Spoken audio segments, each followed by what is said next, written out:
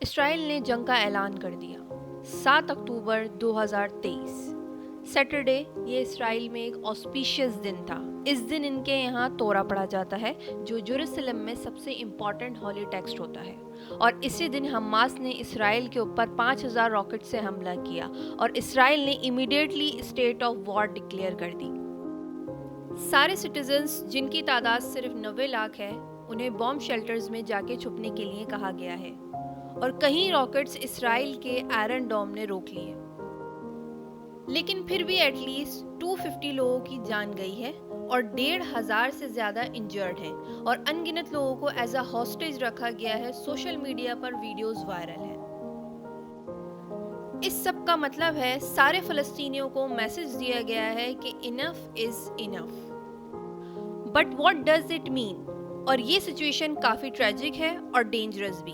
سارے ملک Germany, France, Italy, India right to defendant self کو سپورٹ کر رہے ہیں.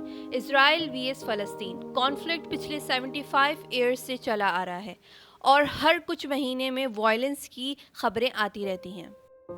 لیکن اس ورڈ کا استعمال آج ہی ہو رہا ہے. سچ کیا ہے اور اس کا گلوبل لیول پر امپیکٹ کیا ہے؟ آئے جانتے ہیں آج کی اس ویڈیو میں. پچھلے کچھ عرصے سے میں فلسطین اور اسرائیل کے کانفلکٹ کے بارے میں پڑھنے کی کوشش کر رہی ہوں جس سے مجھے کچھ کی انسائٹس ملے ہیں اور آج کی ویڈیو میں مجھے آپ کے ساتھ یہی کی امپورٹنٹ باتیں شیئر کرنی ہیں اور اس ویڈیو کے اینڈ پہ آپ یہ بھی سمجھ پائیں گے کہ اس کا مسلم امہ پہ کیا امپیکٹ پڑے گا. ان سب کانفلکٹس اور ریسرچ کو ڈسکس کرنے کا پوائنٹ ہے کہ آپ اپنے اوپینینز بنا سکیں اینڈ آئی ریسپیکٹ دیٹ. اس ٹاپک کے بارے میں آپ جو بھی سوچتے ہیں ہمیں کمنٹس میں ضرور بتائیں. Now start the video. اور سب سے پہلے جانتے ہیں حماس ہے کیا. آج کے وقت میں اسرائیل اور فلسطین کچھ ایسے دکھتے ہیں. یہ میپ اپنے آپ میں بہت کنٹروورشل ہے کیونکہ فلسطین کے لوگ مانتے ہیں اور یہ حقیقت بھی ہے کہ 1947 سے لے کر آج تک اسرائیل دھیرے دھیرے فلسطین پر قبضہ کر رہا ہے. فلسطین کا دھیرے دھیرے چھوٹا ہوتا ہوا میپ جو کہ آپ دیکھ سکتے ہیں اور یہ سب کرنے میں اسرائیل کا بہت بڑا ہاتھ ہے.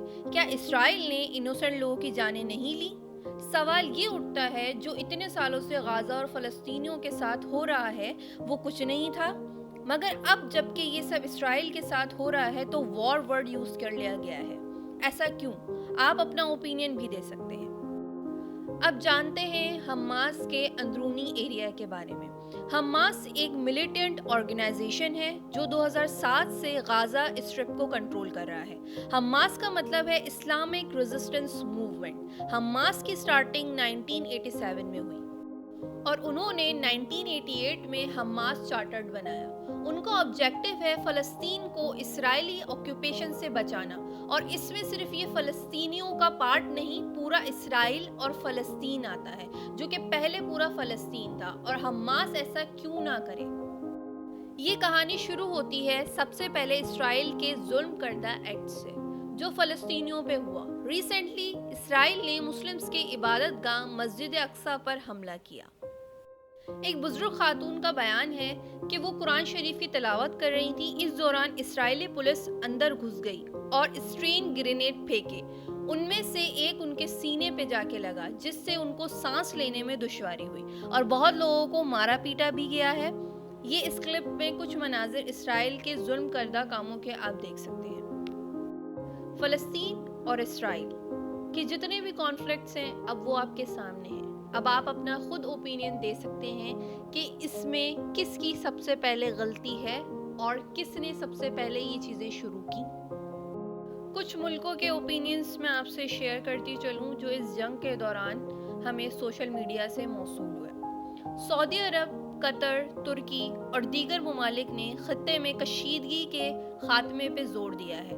قطر نے موجودہ صورتحال کی ذمہ دار اسرائیل کو قرار دے دیا ہے. سعودی عرب نے کہا ہے تشدد کو روکا جائے اور ترک صدر نے فریقین پہ زور دیا کہ کشیدگی نہ بڑھے جبکہ جرمنی، اٹلی نے حملے کی مذمت کی کہ وہ اسرائیل کے ساتھ ہیں. یوکرین نے بھی اسرائیل کی حمایت کا اعلان کیا ہے. دنیا کے بارے میں انفارمڈ رہنا امپورٹنٹ ہے. اپنی اوپینین خود بنانا امپورٹنٹ ہے.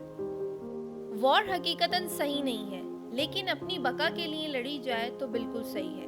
اگر آپ کو ویڈیو پسند آئی ہے تو لائک شیئر سبسکرائب کریں۔ انشاءاللہ ملاقات ہوگی نیکسٹ ویڈیو میں، تب تک کے لیے اللہ حافظ۔